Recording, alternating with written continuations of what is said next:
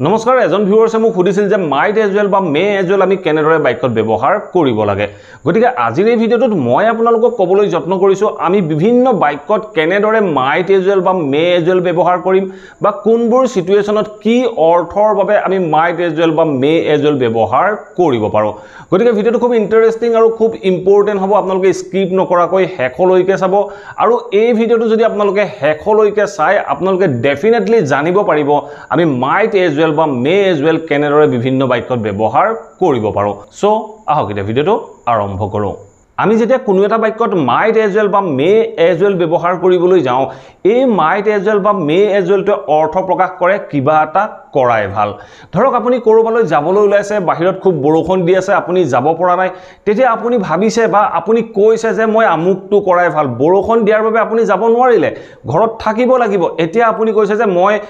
যাব নোৱাৰিলো গতিকে মই আমুকটো কৰাই ভাল বা মই মোৰ হোমৱৰ্কখিনি শেষ কৰাই ভাল এনে ধৰণে আমি যেতিয়া ক'বলৈ যাওঁ তেনেকুৱা ক্ষেত্ৰত আমি মাইট এজ ৱেল বা মে এজ ৱেল ব্যৱহাৰ কৰিব পাৰো আৰু মাইট এজ ৱেলটো খুব কমন হয় আৰু মে এজ ৱেল আৰু মাইট এজ ৱেল দুইটাকে ইনফৰ্মেল বুলি ধৰা হয় সো আমি কেনেদৰে বাক্যত ব্যৱহাৰ কৰিম দুই চাৰিটা এক্সাম্পলৰ মাধ্যমেৰে ইয়াক ভালদৰে বুজি ল'বলৈ যত্ন কৰো আহক ধৰি লওক আপুনি কৰবালৈ যাব ওলাইছে বাহিৰত খুব বৰষুণ দি আছে আৰু তেতিয়া আপুনি ভাবিছে যে বাহিৰত খুব বৰষুণ দি আছে মই যাব নোৱাৰোৱে গতিকে মই মোৰ হোমৱৰ্কখিনি শেষ কৰাই ভাল আপুনি কিবা এটা কাম কৰিব গৈছিলে হেতু কৰিব নোৱাৰিলে আপুনি যেটো কাম কৰিব নোৱাৰিলে তাৰ অল্টাৰনেটিভ হিচাপে আপুনি বেলেগ এটা কাম কৰিব বিচাৰে বা বেলেগ এটা কাম কৰা ভাল এনে ধৰণে যেতিয়া ক'বলৈ যাব তেনেকুৱা বাক্যবোৰত আমি মাইট এজ ৱেল ব্যৱহাৰ কৰিব লাগে যদি আমি এই বাক্যটো ইংৰাজীত ক'বলৈ যাওঁ আমি কেনেদৰে ক'ব পাৰো আমি ক'ব পাৰো যে ইট ইজ ৰেইনিং নাও বা ইটস ৰেইনিং নাও এতিয়া বৰষুণ দি আছে আই কান্ট গো আউটসাইড মই বাহিৰলৈ যাব নোৱাৰো গতিকে মই মোৰ হোমৱৰ্কখিনি শেষ কৰাই ভাল তেনেকুৱা ক্ষেত্ৰত আমি বাক্যটো ক'ব পাৰো যে I might as well finish my homework মই মোৰ হোমৱৰ্কখিনি শেষ কৰাই ভাল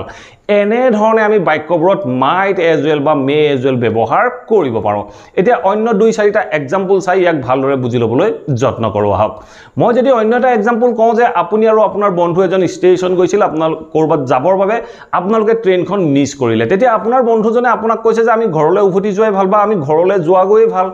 এনে ধৰণে যেতিয়া আপোনাক বন্ধুজনে ক'ব তেতিয়া আপুনি বাক্যটো ক'ব পাৰে যে we might as well go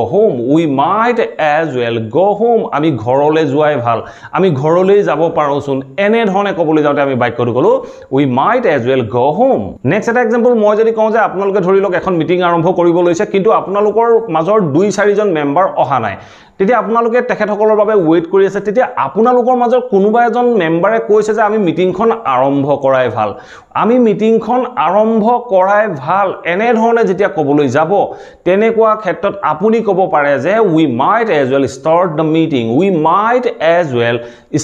meeting মানে আমি মিটিংখন আৰম্ভ কৰাই ভাল বা আমি মিটিংখন আৰম্ভ কৰিব পাৰোচোন এনে ধৰণে ক'বলৈ যাওঁতে আমি বাক্যটো ক'লো we might as well start the meeting আমি মিটিংখন